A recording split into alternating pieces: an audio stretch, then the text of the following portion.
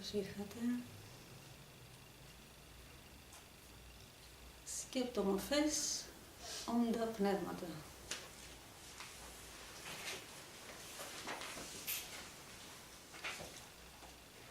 Καλό θα ήταν να ξεκινήσουμε από τον ορισμό. Τι είναι σκέψη? Τι είναι σκέψη? Είναι ένα άειλο ηλεκτρομαγνητικό, θετικό ή αρνητικό πεδίο, χωρίς ελευθερία δράσης, που εξαρτάται απόλυτα από τον τροφοδότη. Ετυμολογικά, σκέψη σημαίνει σκοπό, σκοπός. Τι σκοπεύω να κάνω? Παράλληλα είναι και υπάρχει ένα συνώνυμο, η λέξη εξετάζω. Σκέπτομαι, εξετάζω. Αυτομάτως μπαίνει στη διαδικασία όντως να σκεφτείς γιατί σκέφτομαι. Γιατί σκέφτομαι? Όταν λοιπόν κάθε σκέψη έχει ένα σκοπό συγκεκριμένο, πρέπει να εξετάσω λοιπόν την κάθε σκέψη αν έχει σκοπό. Διαφορετικά είναι άσκοπο στο πεδίο μου να υπάρχει σκέψη.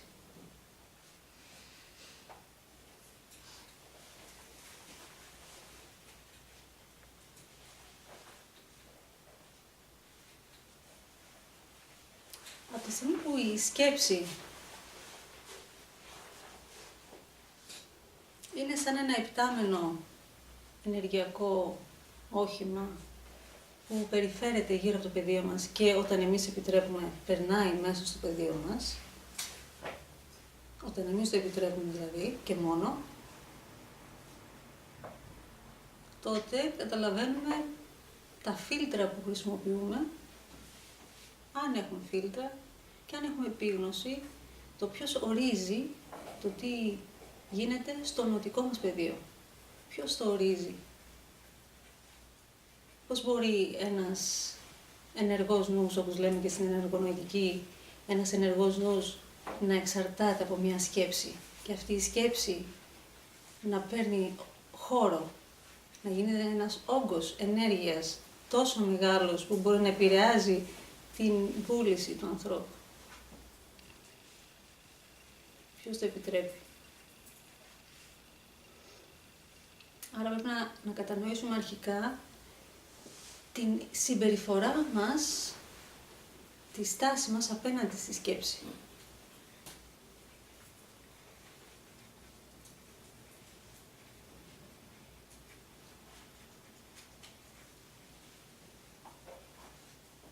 Ποια θα πρέπει να ήταν η στάση μας απέναντι στη σκέψη, στην κάθε σκέψη? Παρατήρηση μόνο. Γιατί μόνο παρατήρηση? Γιατί οι σκέψεις δεν είναι αυτές που μας κάνουν για να τις περιέχουμε ή για να μας περιέχουν. Καμία σκέψη δεν μας κάνει για να είναι συστατικό της νοητικής μας σφαίρας. Και γιατί δεν μας κάνει καμία σκέψη? Γιατί δεν είναι όσο φωτεινή θα θέλαμε.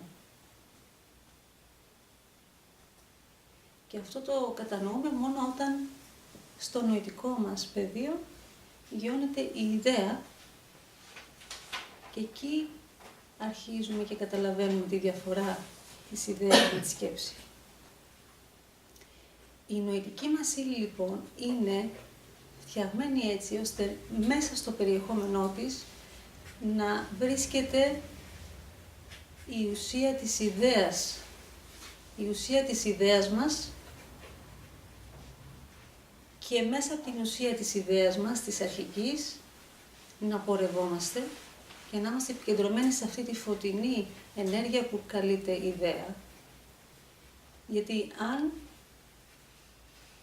μένουμε στη σκέψη που περιφέρεται και επιτρέπουν να περνάει στο πεδίο μας, δεν είναι ακριβώς αυτό που επιθυμεί η ανώτερη σφαίρα μας, για μας.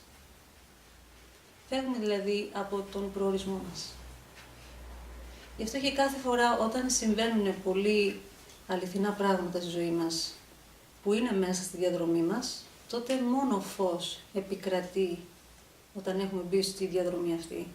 Και αυτό το φως δείχνει ότι η αρχική ιδέα έχει μπει σε τροχιά εκπλήρωσης.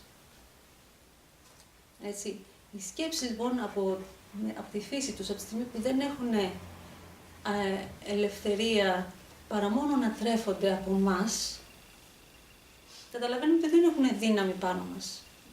Και έχουμε δημιουργήσει μία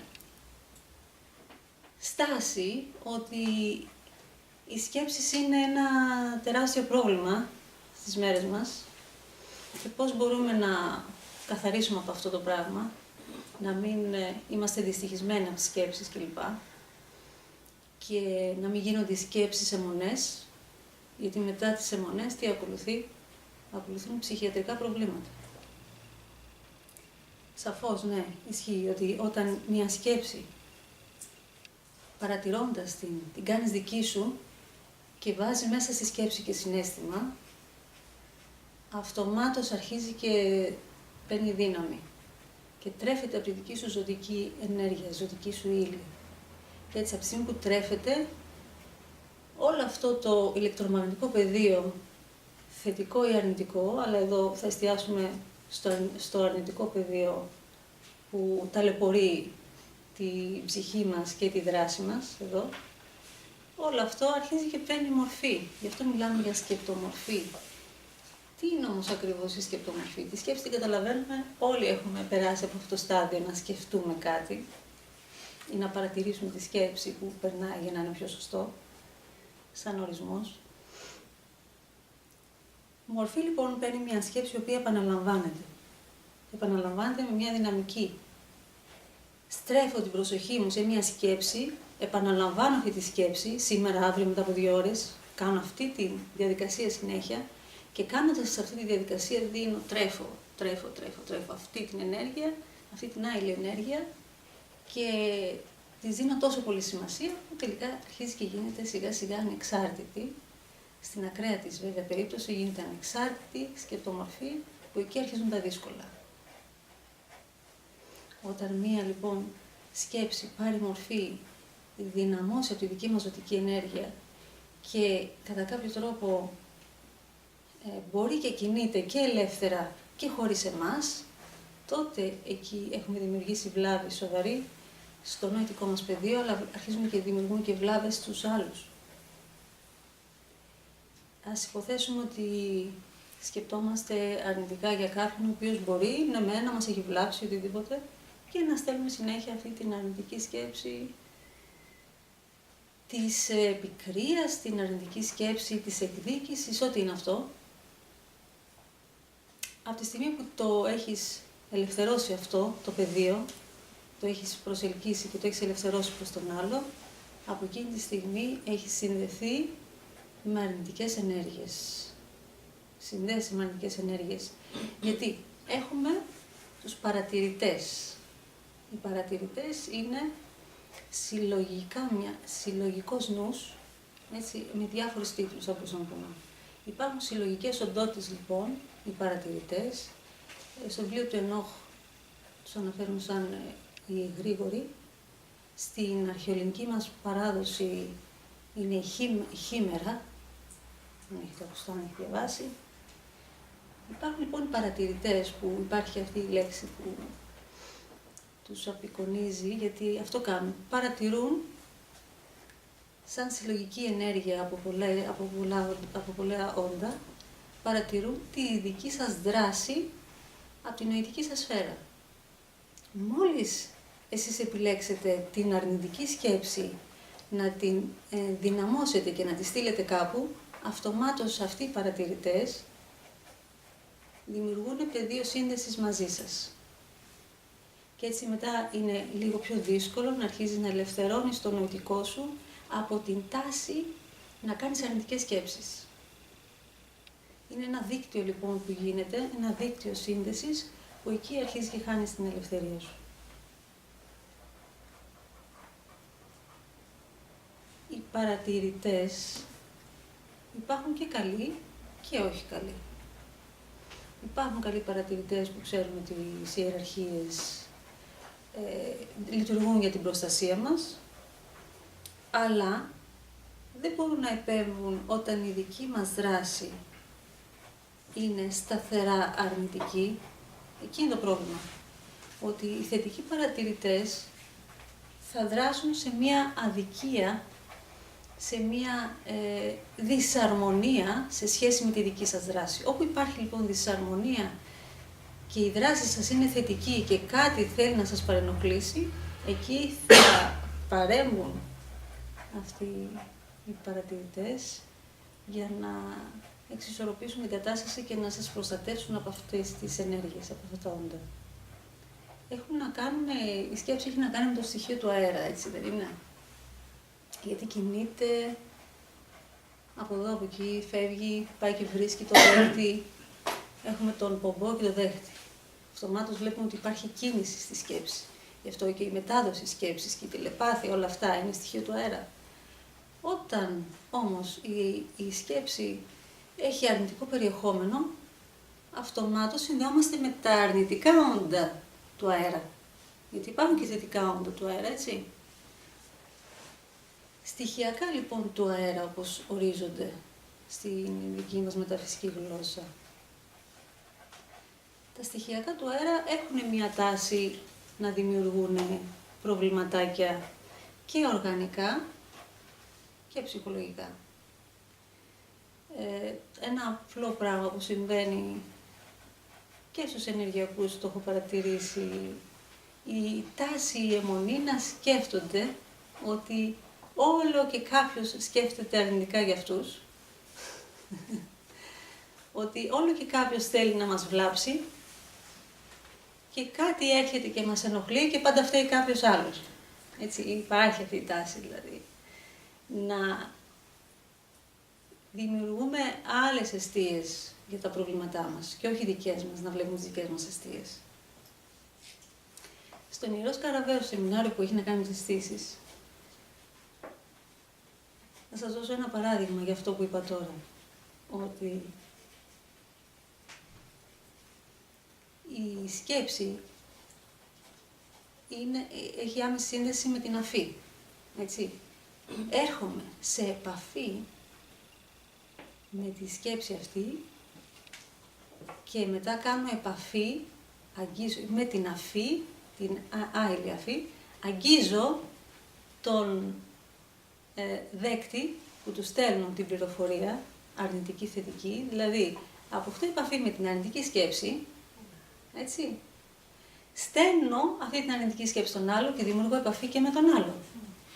Όταν λοιπόν βλέπουμε εδώ ότι γίνεται ένα παιχνίδι, ποιος, το αυγό η κότα που λέμε, ποιος ενόχλησε πρώτος εδώ, ποιος ενόχλησε πρώτος? Εσύ που σκέφτηκες ότι μπορεί ο τάδε να σκέφτεται αρνητικά για μένα, μόλις έκανες τη σκέψη, έκανες επαφή με τον άλλο αρνητικά, τον ενόχλησες. Τον ενόχλησες, δημιούργησες επαφή αρνητική εσύ ο ίδιος, που επέτρεψες αυτή τη σκέψη να γίνει, χωρίς να έχεις απόδειξη. Δεν έχεις απόδειξη.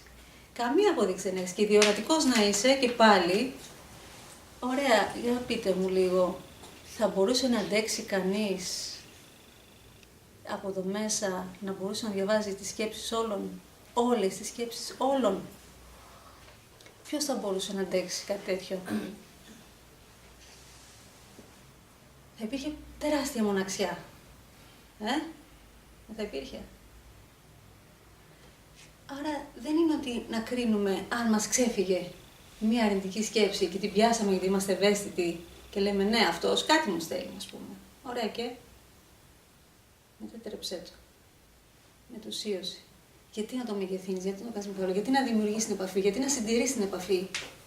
Για ποιο λόγο να δημιουργείς, να κάνεις πινκ-πονγκ με αρνητικές ενέργειες, σκέψεις και να γίνεται χαοτικό μετά και να μην μπορείς να το μαζέψεις? Δεν μαζεύεται μετά. Άρα εσύ το κόβεις, εσύ το διαλύεις, εσύ πάβεις την επαφή. Πάβεις την επαφή, έτσι μόνο. Δεν θέλω να έχω επαφή λοιπόν. Δεν θέλω να αγγίζω αυτές τις σκέψεις για να μην με αγγίζουν, να μην παρενοχλούν. Έχω πειραματιστεί επίσης σε 2 άτομα που έχω κάνει αυτό το πείραμα όταν με ρώταγα αν μπορώ να μπω στο μυαλό του άλλου, για παράδειγμα, δεν αντέχεται αυτό. Δεν αντέχεται. Γιατί ξεγυμνώνεσαι. Και επειδή ξεγυμνώνεσαι, βλέπει ο άλλος μπορεί να διεισδύσει και να δει όλες τις σκέψεις σου. Και ξέρεις ότι κάπου θα σε πιάσει. Και κάπου θα εκτεθείς. Αλλά δεν έχει πρόθεση, γιατί είναι όλο αυτό. Πρέπει να ξέρουμε ότι όλες οι σκέψεις δεν έχουν την πρόθεση του ανθρώπου. Δεν είναι η πρόθεση του ανθρώπου η σκέψη. Δεν είναι. Είναι απλά μια ενέργεια η οποία ορείται, μπαίνει, βγαίνει κλπ. Δεν έχει άμεση σύνδεση με αυτό που γνωρίζουμε εμείς. Τον άνθρωπο Μαρία, Κατερίνα, κάτι. Δεν έχει να κάνει. Άρα δεν μπορούμε να μένουμε μόνο σε σκέψεις για να ορίσουμε τον άνθρωπο αν είναι καλός ή κακός.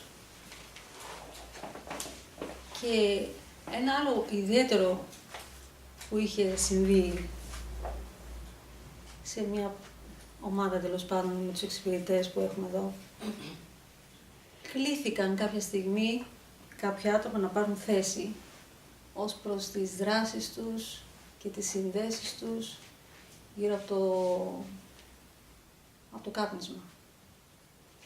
Και τους έδωσα το παράδειγμα ότι, ξέρετε, δεν μπορείτε να συνεχίσετε να καπνίζετε και να κάνετε αυτές τις πρακτικές, γιατί ενοχλείτε και την ομάδα. Προτιμώ να έχω ανθρώπους που βρίζουν από το πρωί μέχρι το βράδυ, από το να έχω ανθρώπους που κάνουν έστω και ένα τσιγάρο τη μέρα.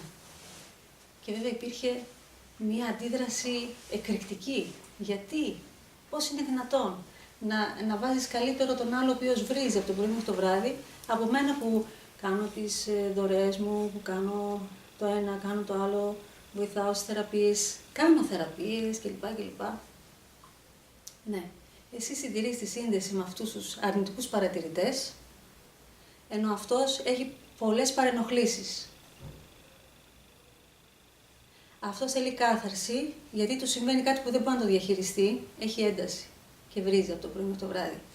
Εσύ, που έχεις μπει στο μονοπάτι, ας πούμε, της κάθαρσης, τι συντηρείς τι, μια σύνδεση πολύ επικίνδυνη και για την ομάδα και για τον εαυτό σου τον ίδιο. Άρα, ποιος έχει τη μεγαλύτερη ευθύνη? Αυτός. Καταλαβαίνουμε λοιπόν ότι το πώς σκεπτόμαστε για τον άλλο, το πώς θεωρούμαστε εμείς καλύτεροι δηλαδή από κάποιον ο οποίος έχει τέτοιο φορτίο που δεν μπορεί καν να διαχειριστεί την έντασή του, τα νεύρα του και θεωρείς εσύ καλύτερος γιατί έχεις κάνει 5-10 πράγματα, ας πούμε, και έχεις κάποιες θεωρητικές γνώσεις κλπ. Έτσι. Η σκέψη λοιπόν πρέπει να περνά από έντονα φίλτρα για να κατανοήσουμε ποιος πραγματικά είναι αυτός που έχουμε απέναντί μας. Και δεν μπορούμε να κρίνουμε από τη σκέψη του. Από τη δράση του μπορούμε να κρίνουμε.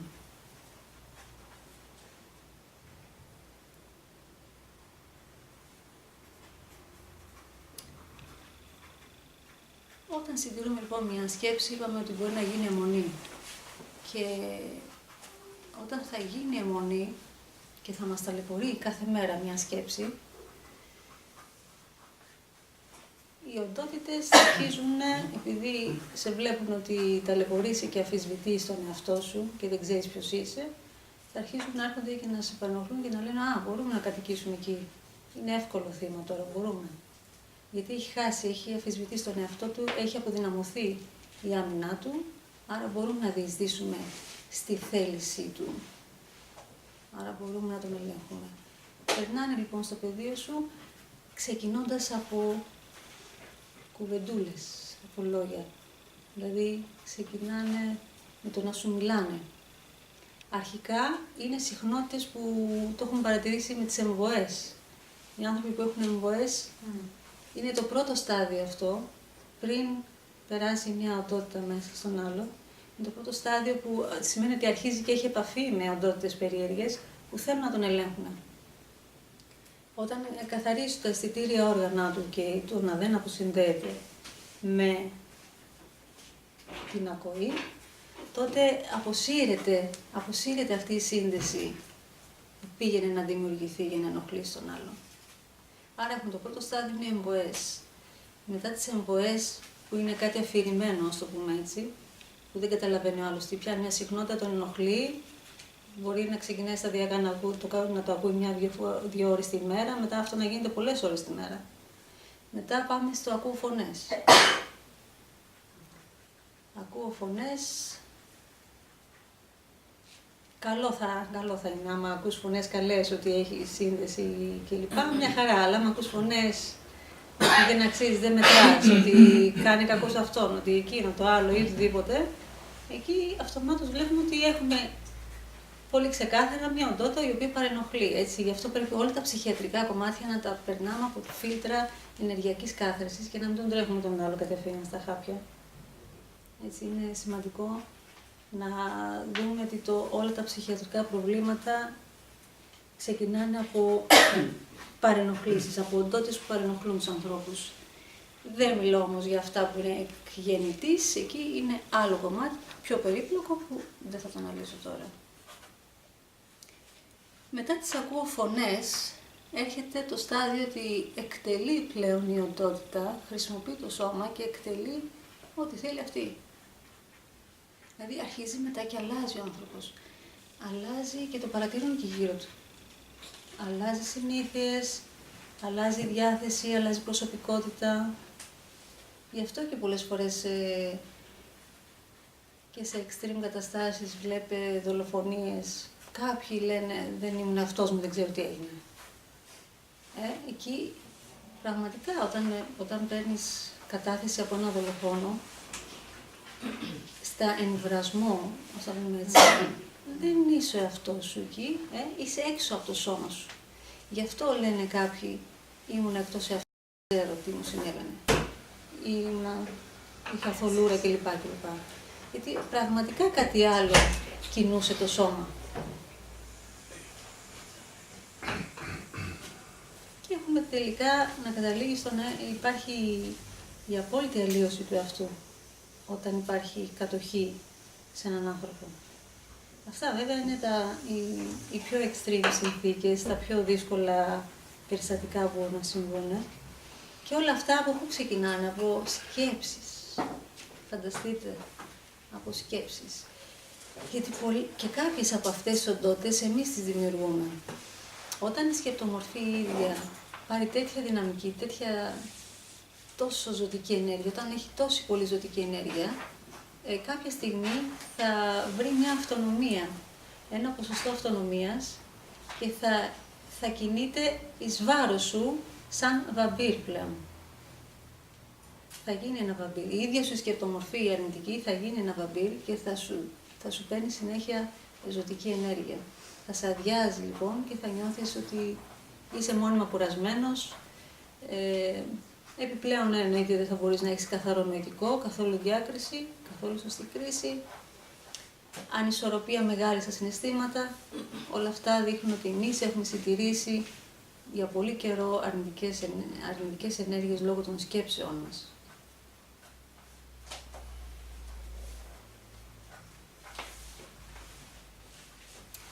Και φανταστείτε τώρα όλο αυτό να το πηγαίνουμε και στο σπίτι μας.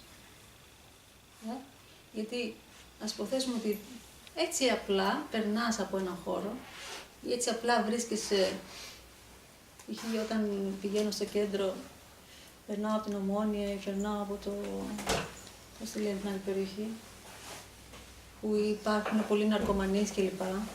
Αυτομάτως εκεί σφυριές στο κεφάλι και γενικά υπάρχει πολύ αρνητική κατάσταση που πολλά συγκεντρωμένα όντα σε αυτές τις περιοχές που περιμένουν να δούνε, μπορούν να περάσουν, μπορούν να δουν. Ελέγχουν τη μάζα αυτοί που ελέγχουν, ούτως ή άλλως, αλλά αν δουν και κάτι φρέσκο, δεν θα τους χάλαγε αυτό το φρέσκο, να μπουν κιόλας. Έτσι έχουμε λοιπόν καταλαβαίνουμε όσοι είναι ευαίσθητοι, τέλος πάντων καταλαβαίνουν από περιοχή σε περιοχή την ενέργεια της περιοχής και έτσι όταν καταλαβαίνεις δεν έχεις καμιά θέση να βρίσκεσαι εκεί. Μα καμία απολύτως. Κανένα λόγο να βρίσκεσαι σε αυτές τις περιοχές. Γιατί το λέω αυτό, γιατί υπάρχουν και πρακτικοί και θεραπευτές που λόγω της καλής διάθεσης, καλής πρόθεσης θέλουν να βρίσκονται και σε περιοχές περίεργες. για τα δικαιώματα του τάδε, για τα δικαιώματα της τάδε, για όλα αυτά που γίνονται, τις πορείες κλπ. Σε αυτά τα πράγματα είναι καλύτερα να μην υπάρχουν οι άνθρωποι που ασχολούνται με τις ενέργειες. Δηλαδή, είναι καλύτερα να αποφεύγετε να πηγαίνετε σε τέτοιες πορείες κλπ. Γιατί υπάρχουν οι παρατηρητές, όπως είπαμε, που επειδή κάθε μεγάλο πρόβλημα κοινωνικό έχει σύνδεση με αυτούς τους παρατηρητές. Έτσι, κάθε κοινωνικό πρόβλημα, όπως τελευταίο αυτό με το φίλο, κάθε κοινωνικό πρόβλημα έχει κάποιους παρατηρητές που δεν είναι καθαρά τα πράγματα και όταν βρισκόμαστε εκεί εκθέτουμε τους εαυτούς μας σε περιοχές που δεν πρέπει να εκτίθεται ο εαυτός. Πρέπει λοιπόν να προστατεύουμε εμείς τα παιδεία μας γενικότερα, να μην βρισκόμαστε σε λάθος περιοχές, που ξέρουμε από την απλή λογική ότι δεν είναι καθαρά παιδεία. Έτσι. Και στο χώρο πηγαίνεις στην Ομόνια, πηγαίνεις από εδώ, πηγαίνεις από εκεί, μετά πρέπει να πας σπίτι σου. Κουβαλάς όλο το φορτίο της ημέρας, πας, το αδειάζεις στο σπίτι σου, πας στο υπνοδωμάτιο, κοιμάσαι 6 ώρες, 8 ώρες και ανοίγεις, επειδή ανοίγεις τον ύπνο σου, ανοίγουν όλα αυτά που έχεις έτσι, μέσα σου. Στη στιγμή που ανοίγουν λοιπόν, αρχίζουν και απλώνονται και στο χώρο όλες οι σκεπτομορφές σου. Και αλλάζει το πεδίο του χώρου. Αυτομάτως σημαίνει ότι χρειάζεται όχι μόνο να καθαρίσουμε τον εαυτό μας, αλλά και το χώρο. Γιατί ας υποθέσουμε ότι είχατε μια πολύ όμορφη μέρα ή γυρνάτε από τις διακοπές σας, αλλά μέσα στο χώρο γίνεται χαμός, γιατί έχετε αφήσει πολλά πράγματα. Γι' αυτό και πολλές φορές μέσα στο σπίτι βγαίνουν οι εντάσεις, έτσι. Έξω προσπαθείς να κρατάς, ας το πούμε έτσι, μια θέση κάπως να μην ενοχλείς, αλλά μόλις πηγαίνεις στο σπίτι σου αρχίζεις και βγάζεις όλα αυτά, απλώνεσαι και ανοίγεις, γιατί είσαι στη φωλιά σου, ας το πούμε έτσι, και ανοίγεις και βγάζεις όλα αυτά τα πράγματα μέσα στο χώρο και σαφώς μολύνονται κατά κάποιο τρόπο και όλοι αυτοί που βρίσκονται μέσα με τις δικές σας σκέψεις και αιμονές και φοβίες και ανασφάλειες κλπ. Είχε τύχει μια φορά σε έναν χώρο για ενεργειακό καθαρισμό να βρεθώ και να είχε πολλούς επισκέπτες αυτός ο χώρος. Και ρωτάω τη γυναίκα που ήταν σε ενέργειες και είχε κάποια αντίληψη, ας πούμε, πώς επιτρέπεις να έχεις τόσο πολύ παρέα εδώ μέσα. Φαντάζομαι το ξέρεις ότι έχεις. Γιατί με φώναξες γιατί υπάρχει κάτι εδώ μέσα. Ναι, η αλήθεια είναι ότι δεν με ενοχλούν. Από τη στιγμή που έχω μεγάλο σπίτι, δεν με ενοχλούν. Δηλαδή, θέλω να πω, να σκεφτούμε λίγο το πώς μπορούμε να πέσουμε στην παγίδα, ότι μπορούμε να συνυπάρχουμε. Αυτή ήταν η παγίδα για αυτή τη γυναίκα. Ότι πίστευε ότι μπορεί να συνυπάρχει χωρίς να ενοχλεί ο ένας το παιδί του άλλου, γιατί είναι σε άλλες διαστάσεις. Βέβαια, αυτό που είχε γίνει τελικά σε εκείνο το σπίτι, είναι να την έχει περιορίσει σε 2 δωμάτια. Ότι βρισκόταν σε εκείνο το χώρο, την είχαν περιορίσει σε 2 δωμάτια. Και έλεγε, άσε να μην πάω σε αυτό το δωμάτιο, άσε να μην πάω στο άλλο δωμάτιο, άσε να μην κάνω αυτό, άσε να μην κάνω εκείνο. Και έτσι, η δική της ανεκτικότητα, ας το πούμε έτσι, επέτρεψε να έρθουν και άλλα, και άλλα, και άλλα, και άλλα, και άλλα μέσα στο χώρο. Λοιπόν, να είμαστε πολύ συνειδητοί ότι στο χώρο μας είμαστε εμείς. Έτσι. Είμαστε εμείς και δεν θέλουμε άλλους κατοίκους. Γιατί όταν το αφήσουμε ανοιχτό, επειδή πειραματιζόμαστε με τις ενέργειες, επειδή θέλουμε να έχουμε μεταφυσικές εμπειρίες, επειδή, ανοίγεις την πόρτα και γίνεται κέντρο διερχομένων. Και στο κέντρο διερχομένων, ο χαμένος είναι ο άνθρωπος εδώ, σε αυτή την περίπτωση, γιατί στην προκειμένη, ας το πούμε έτσι, στο συγκεκριμένο παράδειγμα, ήταν, ας πούμε, 3 πνεύματα, δηλαδή 3 πνεύματα, 3 πεθαμένοι. Είχαμε 3 πεθαμένους και κάποιες άλλες οντότητες, στο ίδιο σπίτι, έτσι. Οι πεθαμένοι, για να μπορούν να υπάρχουν σε ένα χώρο που είναι σε αυτό το φυσικό πεδίο, πρέπει να τρέφονται και αυτοί από κάπου. Και τρέφονται από τη ζωτική ενέργεια των κατοίκων. έτσι. Άρα δεν είναι ότι λες, εντάξει, είναι ο τάδε, ας πούμε, που πέθανε πρόσφατα και τον φιλοξενώ για ένα διάστημα μέχρι να περάσει το φως. Δεν είναι σωστή η θέση αυτή να πάρουμε. Δηλαδή και κοντινός μας άνθρωπος να είναι, δεν θα επιτρέπουμε εμείς να γινόμαστε, ούτε τον άλλο να τον βάλουμε σε διαδικασία να γίνει φάντασμα, έτσι. Γιατί τον βάζεις σε διαδικασία να γίνεται φάντασμα, να τον εγκλωβίσεις, γιατί του λες, έλα, πάρε τη ζωτική μου ενέργεια και μπορείς να μείνεις και όσο θες. Δεν, κάνε ζημιά. Κάνε ζημιά, έτσι, και στις δύο περιπτώσεις. Και στον εαυτό σου και στην άλλη πλευρά. Άρα σαφώς χρειάζεται και το νοητικό μας πεδίο και το χώρο που κινούμαστε και κοιμόμαστε να το κρατάμε σε καθαρό πεδίο, έτσι, να μην επιτρέπουμε. Να μην επιτρέπουμε και με την ίδια μας την πρόθεση, την ίδια μας τη θέληση, να το δηλώνουμε ότι δεν επιτρέπουμε κατοίκους, αυτό είναι μια ισχυρή δήλωση, έτσι. Μην μπαίνουμε λοιπόν στην παγίδα αυτή ότι θέλω να ζήσω, να έχω πνευματικές εμπειρίες και να προσκαλώ. Είναι μεγάλη παγίδα, γιατί πρόσκληση στην πρόσκληση, τα πνεύματα μετά αρχίζουν και παρενοχλούνται από κάτι άλλο πιο δυνατό. Και μετά το άλλο πιο δυνατό έχει ένα άλλο αφεντικό. Και πάει λέγοντας και μετά αποκτάς κάτι πολύ δυνατό μέσα στο χώρο σου που δεν μπορείς να το διαχειριστείς εσύ μόνος σου. Και μετά πηγαίνεις πού? Πηγαίνεις στους μαύρους μάγους, δηλαδή για να τους καλείς για να σου καθαρίσουν το χώρο. Που το ακούω αυτό που το κάνουν κιόλας. Φανταστείτε λοιπόν, και οι μαύροι μάγοι, αυτό θέλω να πω, γιατί και η σκέψη η ίδια μπορεί να σε οδηγήσει κάποια στιγμή να κάνεις πρακτική μαγείας χωρίς να το καταλάβεις.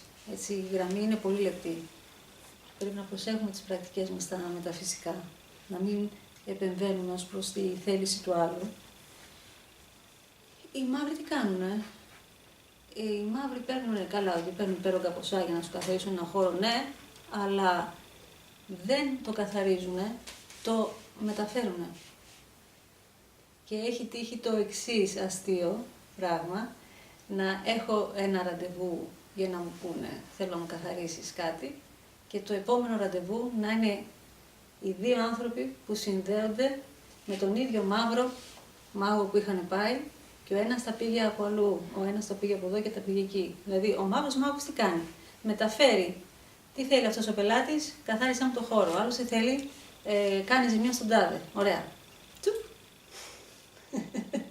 Σωστό είναι πακέτο. Ναι. Μεταφέρει ό,τι υπάρχει από ένα χώρο αρνητικό, το μεταφέρει εκεί που θέλει ο άλλος να βλάψει. Τα πηγαίνει. Φαγητό. Άρα, εμείς τι κάνουμε λοιπόν? Συνεργαζόμαστε. Κάπως έτσι, συνεργαζόμαστε με το να δημιουργούμε τέτοια δίκτυα αρνητικά. Και εμείς νομίζουμε ότι κάνουμε καλό γιατί καθαρίζουμε τον εαυτό μας, αλλά στην ουσία εξυπηρετούμε και όλα να κάνει κακό άλλος κάπου αλλού, με τα δικά μας αρνητικά που υπήρχαν στον χώρο.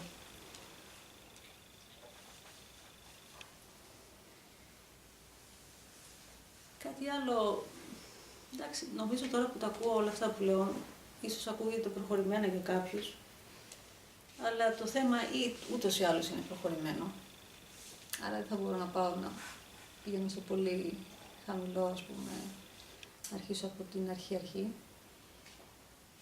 Κάτι άλλο που θέλω να ακουστεί είναι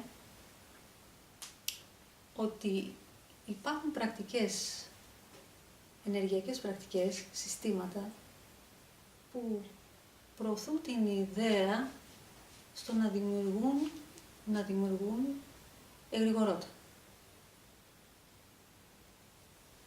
Είπα πριν ότι γρηγορός είναι ένας λογικός νους, έτσι, που τρέφεται από το δημιουργό του. Δηλαδή, μια ομάδα συγκεντρώνεται και λένε ότι έχουμε ένα σκοπό ένα αλφα σκοπό, δημιουργούμε μια οντότητα και αυτή η οντότητα αποκτά μια ανεξαρτησία, όπως και η σκεπτομορφή στην ακραία της μορφή, και αυτό το εγρηγορός έχει αυτή την αποστολή που ορίζεται από την ομάδα. Αυτό, για παράδειγμα, το κάνει η μασονία. Έτσι. Στη μασονία βλέπουμε ότι οι άνθρωποι που εμπλέκονται σε αυτό καλούνται, μόλις μπουν στις στοές, να τροφοδοτούν αυτό το εγρηγορός, για να μπορεί αυτή η στοά να έχει ένα πεδίο α, να έχει μια επιρροή α, να έχει μια δύναμη α, από τους ανθρώπους που δίνουν την ενέργειά τους, την πρακτική τους, στοχευμένα για να θρέψουν αυτό το πράγμα. Λέω, βέβαια υπάρχουν και άλλες πρακτικές, οι οποίες φαίνονται αθώες, όμως δυστυχώς δεν είναι αθώες. Πρέπει λοιπόν να προσέχουμε τι δημιουργούμε, τι ελευθερώνουμε προς τα έξω, γιατί θα λειτουργήσει ο νόμος της έλξης και απόθεσης. Το νόμος έλξης και απόθεσης πάντα έχει ακριβώς το στοιχείο της δικαιοσύνης απάνω. Είτε σήμερα είτε αύριο θα βρεθεί το κομμάτι αυτό στο να εξορροπηθεί και να δώσει δικαιοσύνη, να αποδοθεί δικαιοσύνη. Άρα αποφεύγουμε γενικότερα να κάνουμε πρακτικές για να θρέφουμε κάτι, μια ιδέα, μια συλλογική ιδέα, μια στοάς, μιας ομάδας που δεν έχει θετική πρόθεση κλπ. Υπάρχουν οι διδάσκαλοι, για παράδειγμα, στις ανώτερες σφαίρες που βρίσκονται.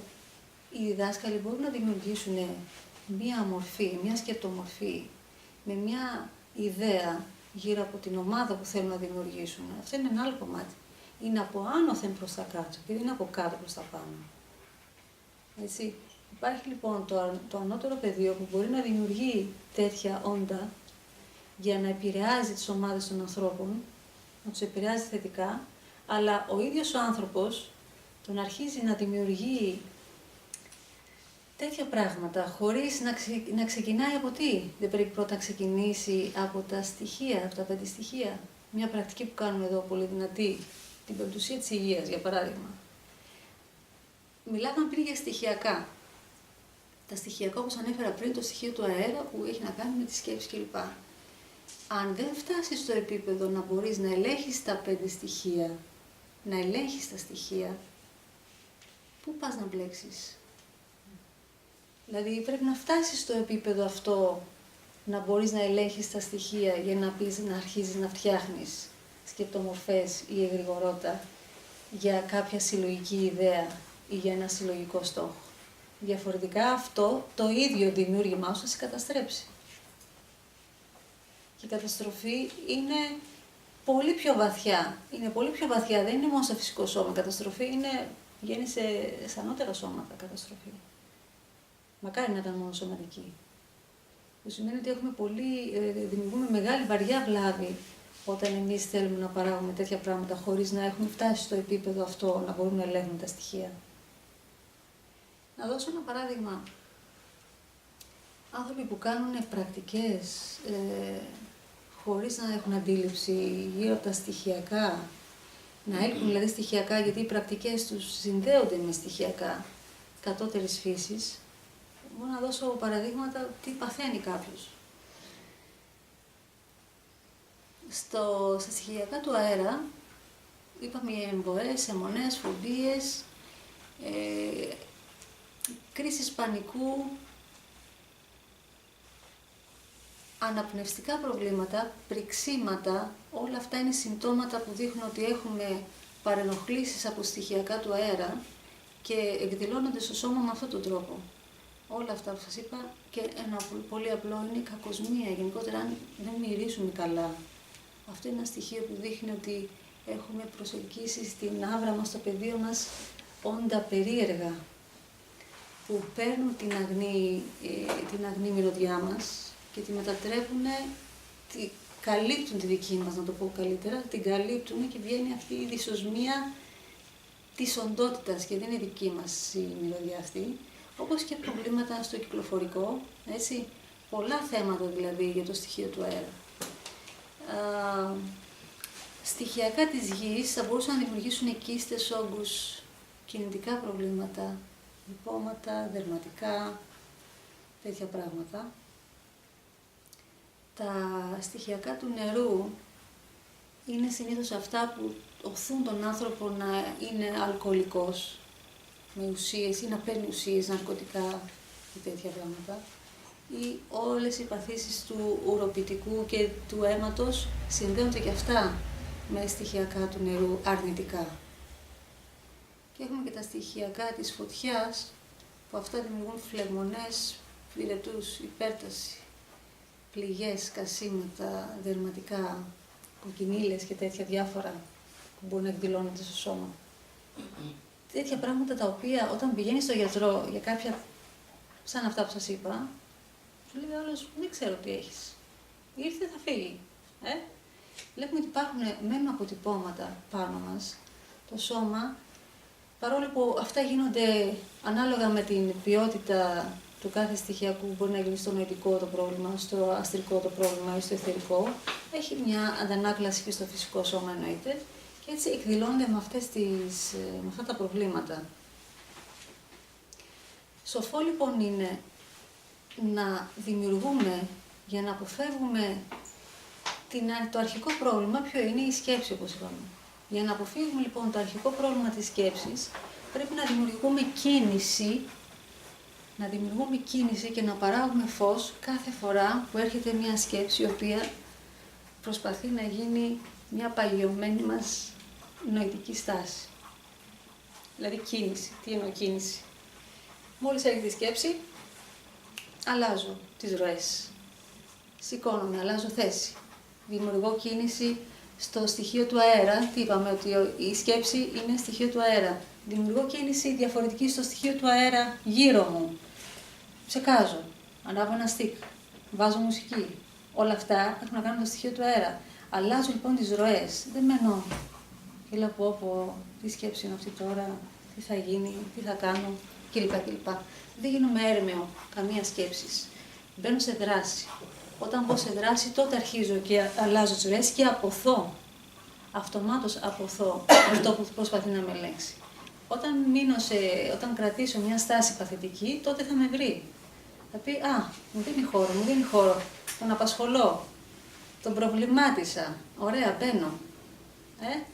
Δεν θα σε προβληματίζει λοιπόν καμία σκέψη.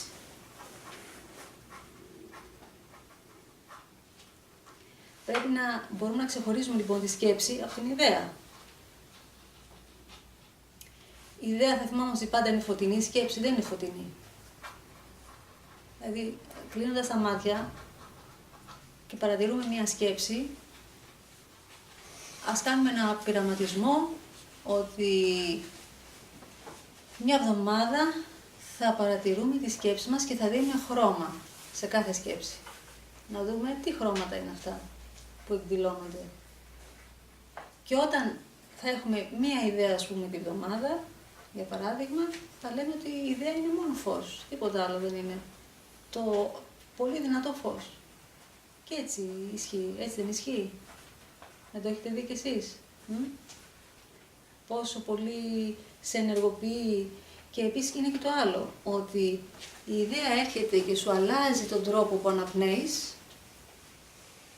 Πολλές φορές όταν έρχεται κάτι, συλλαμβάνεις κάτι πάρα πολύ θετικό, κάτι πάρα πολύ καλό, αυτομάτως σταματάει η αναπνοή και λες, κάτσε μην ενοχλήσω, μην κάνω θόρυβο, να βιώσω όλο αυτό που έρχεται. Το έχετε ζήσει. Ενώ στη σκέψη και αλλάζει πάλι η αναπνοή, αλλά προς το χειρότερο. Το έχετε δει αυτό? Έτσι λοιπόν θα ξεχωρίζετε. Ότι ο εγκέφαλος πρέπει να καταλάβει ότι ο νους έχει τον έλεγχο και ο εγκέφαλος πρέπει να καταλάβει πώς θα ξεχωρίζει τη σκέψη με την ιδέα και σαν να μην μπαίνουμε σε παγίδες τέτοιες. Κίνηση λοιπόν, για να αλλάξουμε την κατάσταση, και φως, δηλαδή ότι οτιδήποτε σκοτεινό το μετατρέπουμε σε φως. Πρόθεση είναι αυτή. Ότι δεν μας κάνει καμία σκέψη από τη στιγμή που δεν είναι φωτεινή. Άρα δεν είναι πραγματική.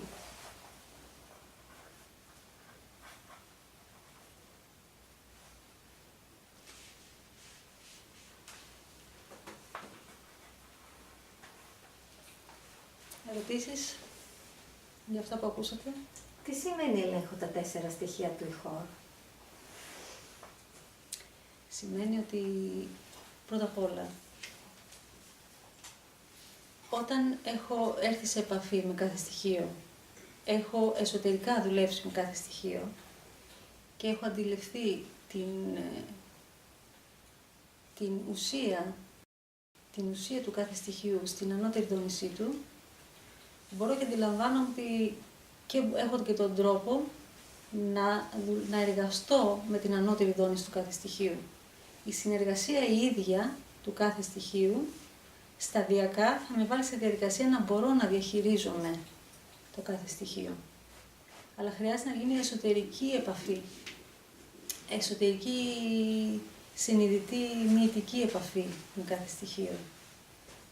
Το να ελέγχω τα στοιχειακά, τα στοιχεία για να μπορώ να ελέγχω τα στοιχειακά, χρειάζεται να έχω καλή σύνδεση με τις ανώτερες δονήσεις των στοιχείων, που συνήθως είναι είτε αγγελικές ενέργειες, είτε πιο άνωθεν ακόμα ενέργειες, που είναι στις ιεραρχίες τις θετικές. Στον κόσμο των μεταφυσικών υπάρχουν ιεραρχίες και από εδώ και από εκεί. Έτσι. Έχουμε λοιπόν τα καλά όντα που συνδέονται με κάποια στοιχεία και τα αντίστοιχα αρνητικά όντα που συνδέονται και αυτά με κάποια στοιχεία. Έτσι. Απλά είναι η αντανάκλαση άλλη του καθρέφτη, η σκοτεινή πλευρά, το yin και το yang που λέμε. Έτσι. Άρα εμείς, αν κοιτάζουμε ότι η σκέψη είναι στην καλύτερη περίπτωση yin-yang, αφήνουμε χώρο για το yin. Αφήνουμε χώρο για το πιο σκοτεινό μέρος. Αν επιτρέψουμε όμως να εστιάσουμε στα στοιχεία της ανώτερης δόνησης, αυτομάτως σιγά σιγά θα βλέπουμε ότι μπορούμε να φτάσουμε στο επίπεδο να διαχειριστούμε τα στοιχεία. Σε φυσικό επίπεδο, αν ρωτάς σε πιο φυσικό επίπεδο, είναι το να αρχίσεις να αποκτάς αυτά τα λεγόμενα σύνδης, τις δυνάμεις του να μπορείς να ελέγχεις τα στοιχεία, δηλαδή να ελέγχεις τη φωτιά, να δημιουργείς φωτιά, να μπορείς να ελέγχεις το θερμό με το κρύο, να μην σε επηρεάζουν τα καιρικά φαινόμενα γενικότερα. Να φτάνεις σε ένα τέτοιο επίπεδο. Μια ερώτηση. Για αυτό που είπατε πριν, για τις σκεπτομορφές και τις σκέψεις ενός άλλου, τι κάνουμε όταν αυτό μπορεί να συμβαίνει στο σπίτι μας και να είναι ένα πρόσωπο αγαπημένο? Πώς μπορείς να ναι. προτείνεις εσύ. Αυτό που καλείς εσύ να κάνεις είναι να μπορείς να κρατάς τον χώρο όσο καλύτερα γίνεται.